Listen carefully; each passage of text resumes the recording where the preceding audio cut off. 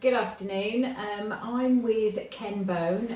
He is our technical and training manager at Ultimate Renewables. He's come down this afternoon to have a look at the place as he is going to be fitting my heat pump. So I just have a few questions. So I'm not going to be too technical. That's fine. Okay. Fine. So right. Just general, in layman's terms, how does a heat pump work? Okay, a lot of people, including myself, will say it's like a fridge. Your typical fridge in your kitchen, but in reverse. So it's grabbing, basically it's taking the energy from the air or the ground. You're having an air source heat pump, not a ground source heat pump. And by the process of refrigeration and compression, that little amount of energy that it's getting from the air turns into a lot more energy, which then goes into a regular wet heating system and heats your radiators and hot water. Okay, right, I get you. And I've heard things about like how noisy they're going to be. Yes. Yeah, quite a lot of people say that. Yeah. And I've heard them in the showroom, and obviously they're inside, but it really gave me a good idea of what they would sound like. But what would you say to other homeowners? The technology has moved on. So a couple of decades ago they were noisy, but the technology has moved on, and they are. You can see videos, you can watch people having their heat pumps running, and you can still hear the birds in the background. Okay. So they're generally quieter than your average microwave. All right. As a reference point. So they're in the sort of 40 to 45 decibels. Anybody that knows about decibels, they're in the 40 to 45 range. They do increase their noise as the temperature outside gets colder because they're having to work harder. But again, they're still not noisy. Okay. Or I don't think they're noisy. Some manufacturers are better than others, slightly, but they're generally all the same and pretty good now. I'm trying to think of a comparison to a microwave. I think the average person talking is, I don't know, 50 or 60 decibels or something. Okay. Loud music is into the 90s and decibels Right. and stuff like that. So yeah, I get you. So you've been outside, and I know where it's going, but how do you choose where it's going? I mean, me being an installer of old, I look for the ease of pipe work to where the cylinder's going to potentially go, getting the electrics to the unit as well. It can be a balance of, if I go too far this way, the electric's going to be awkward for the electrics. Drainage, it's got to have good drainage because they condense and go through a defrost cycle about once every half an hour, 40 minutes in the winter. okay. That could be litres and litres of water that every 40 minutes drops on the floor. Okay, so you need to have a drain. So you have to have a drainage, and a lot of installers don't actually, or a lot of things I've seen on social media, drainage is not always accounted for. Okay. So you could potentially have a nice rink in the winter on a nice patio or something like that. You've got drainage, so you've got drainage quite near, you've got a couple bits of drainage. So I'm proposing we install the heat pump close to one of those parts of drainage. Yeah. That makes it easier for the drainage and condense part of the heat pump cycle. And the pipe work's not too far away. I've got to go down along the wall, up the wall, through where your current boiler is. Yeah. And pick up the existing pipe work there. Okay. And then hopefully. So you sort of like, so it's all there in place. You don't have to do anything else. It varies. It's there's a lot of variables in plumbing and heating generally. Heat pumps, you can your system's quite small, so don't necessarily have to upgrade a load of extra pipe work of your existing system. Right. Okay. That might be different for somebody else's. Okay. So some people really don't want to see it. Yeah. So they want to park it round the corner of the house, which then could potentially make it a little bit awkward for us as installers. It's extra pipe work, it's extra cabling, and so on and so forth. It puts it further away. I'm an easy customer. Yeah, absolutely, yeah. I mean, mine's under the kitchen window at home. So, Okay. Yeah. So you said about the heat pump. What about the cylinder? So I wanted in my utility room. Are we going to be able to do that? Yeah, we've obviously you've got a combination boiler. Yeah. The property is an old barn conversion, and when they converted it into a living property, they didn't really allow space for you to have a cylinder. Mm-hmm. So that is a bit of an awkward thing for us engineers. You haven't got a loft. Mm-hmm. So that rules put the cylinder in the loft. You haven't got any extra cupboard space that you're not already using, and isn't near the plumbing to pick up. So that's out of the question as well. So what I'm proposing, we actually fit you a smaller cylinder, and we strengthen your current worktop in the utility room. Okay. Which is where the combi boiler is currently, and put the cylinder on top of in the corner of that room, on top of the worktop. Brilliant. Okay, and all that's okay to do, Yeah, I mean, I'm just gonna have to strengthen. Obviously, the worktop itself is pretty tough. You've got a unit, and it's sitting on top of a tumble dryer. Yeah. So I'm just gonna make sure that there's some struts to sustain the weight. Okay. Brilliant. And what do I need to do to prepare my house? I mean, before you come, get the biscuits in, get the tea in, get the coffee in. Obviously. No, I'm just a tea and coffee man. No, you don't. We try and make the process and the transformation and the turnaround as less disruptive to you as possible. Obviously, your utility room. I'm not saying it's full of junk, but you need to clear out some space to work in. Yeah. And we need some area for dumping tools. Obviously, you're going to have equipment turning up. I know you're having panels and PV as well. So there's a lot of gear turning up all roughly around the same time. So we just need an area that we can park those things. Okay. If we try, I try and give you the heads up. If I need to get in a certain area, I will either say, can you have that ready and cleared by tomorrow or the next day? And I'll work around together. Around you. And how long will it take? I mean, I know with the solar, but what about the heat pump and the cylinder and everything? How long is it going to take, do you reckon? It's the initial push could be 3 or 4 days. Yeah. And then there potentially could be another few days for tidying up and filling in holes and balancing and flushing the system. There's a load of extra little bits that is just heating related, not just heat pump related. If anybody's done their job properly, if you had another boiler change, they should be flushing the system, cleaning the system, and all that sort of thing. Okay, so we're doing those processes anyway as a heating engineer.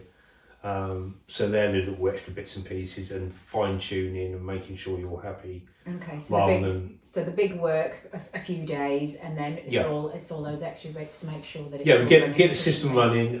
We're not a company that sort of fires up and on a Friday afternoon and you won't see us again. We try not to be that type of company. So we will work with you. There will always be some fine tuning, especially as the colder weather starts coming around. We can dial in some settings to get you going. Mm-hmm. As an experienced engineer, I can sort of roughly get you going, but there's always, I don't know how your lifestyle is. I don't know how hot and cold you like the house.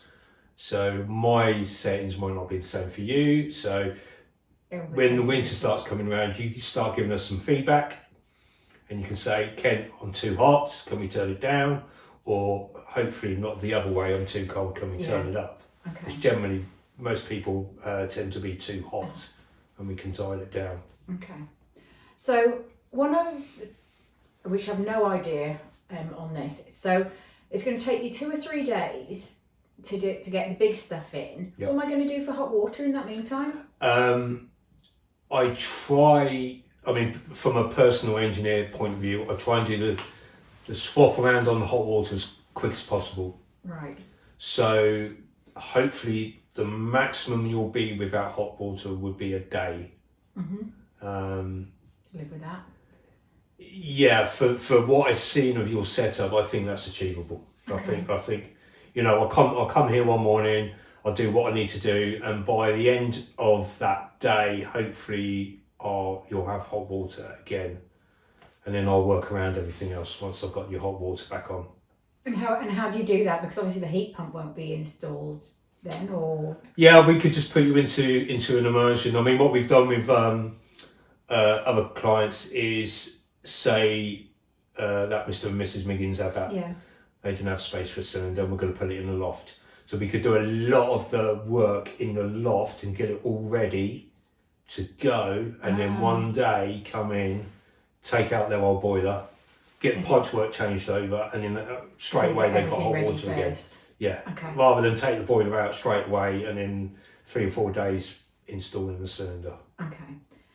So one thing I can't get my head around, and I've been working for Ultimate now for for a while, is I'm used to a combi boiler. Yes. And I'm used to just switching it on and having hot water. Yes. And now I'm going to have a tank, or a cylinder. So I'm a little bit concerned that at some point or other I might run out of hot water. So hopefully you won't. Yeah.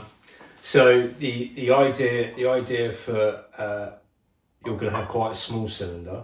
So we're going to have to have more recoveries. Right. Sort of, I've used it, I need to replenish it. We're going to have more of those per day than someone that had a cylinder that was double the size. Okay. So some people have low energy tariffs at night time, including myself.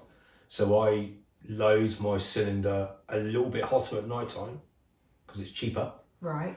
And then if we use that during the course of the following day, I have a little top up in the afternoon. But if we don't use it, that top up doesn't come into play. Okay. It'll keep the water hot for quite a while then.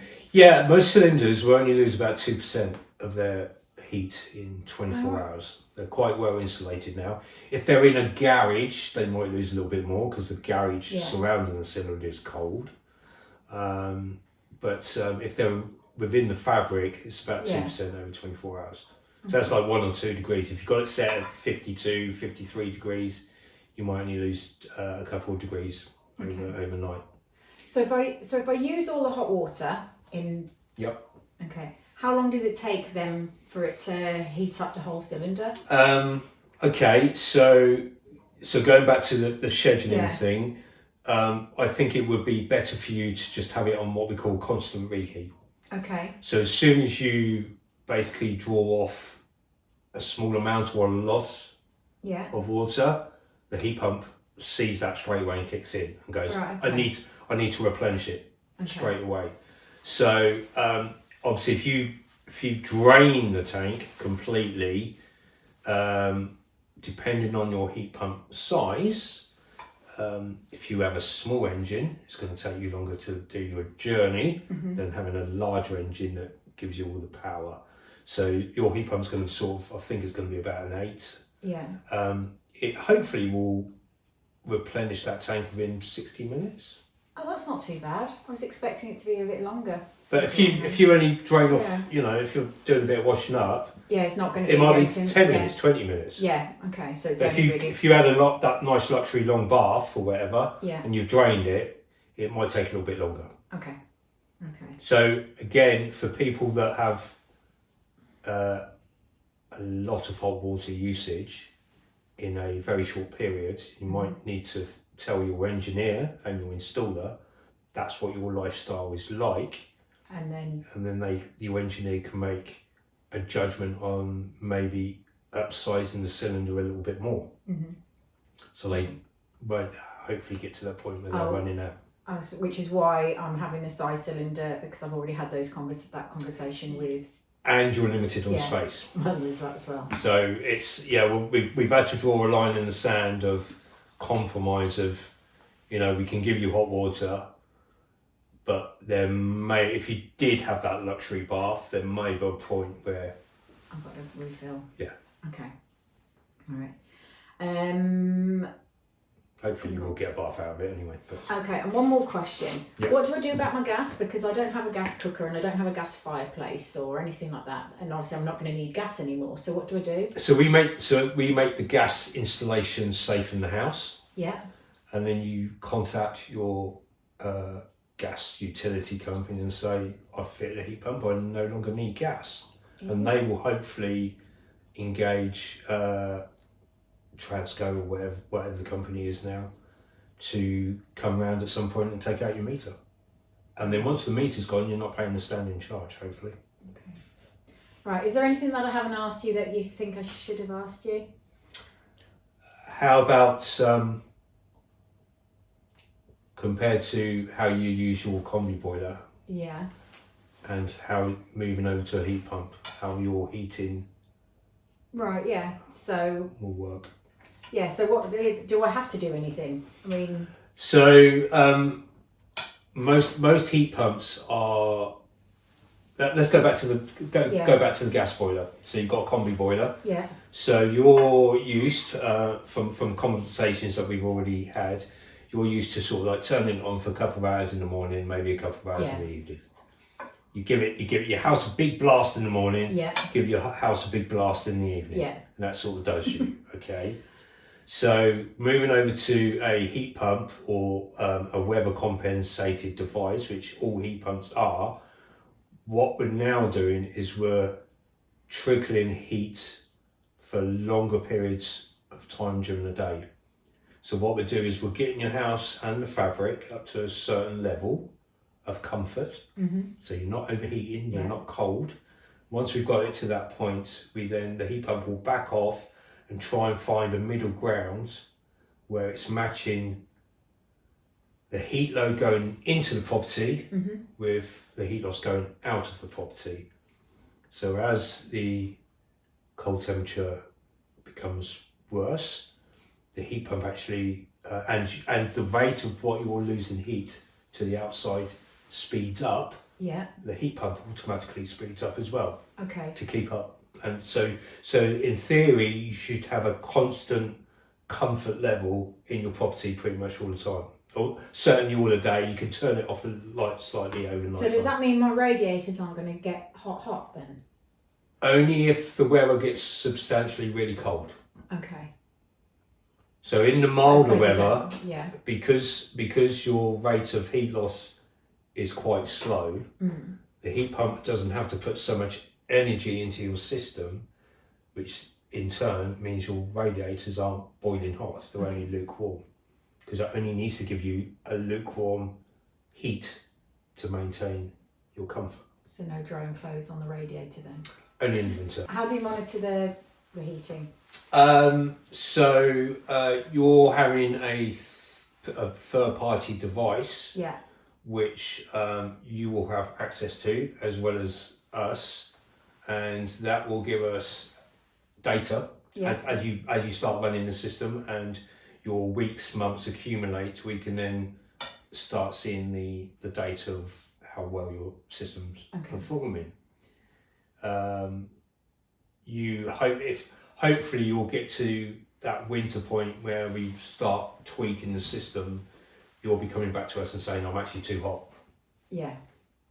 So it's like you want a certain amount of flow on a tap, so you turn the tap down because you want a certain amount of flow. We dial things down, we turn everything down on the heat pump, because when you being too hot, is the heat pump's producing far too much heat than the property is losing. We haven't got that balance yet, so we have to dial it down until we get that balance. Okay. So when it's all fitted and everything, and So it's going to be a little bit of playing around until we Yes. decide on what is most comfortable for me. Yes. Because where I'm used to sort of like dropping Yeah. down to 12 degrees and then back up to 21. Everybody is different. Yeah. Some people say they don't like the house hot when they've got the house at 25 degrees. So Yeah. everybody is different. So we can Suck it and see. we can draw that line in the sand and say Yeah. we think you're going to be, this is your starting line, Yeah. and we might shift that line down a little bit, up a little bit until you're happy. Okay. And the only way to do that is to play with some numbers on the heat pump. Brilliant.